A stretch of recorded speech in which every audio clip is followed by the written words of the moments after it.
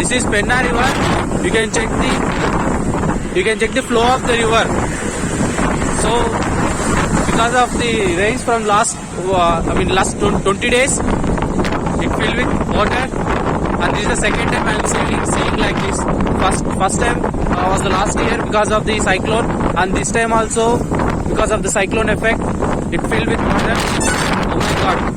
You can check this bridge is nearly 700 to 800 meters bridge. You can check out the flow of the river.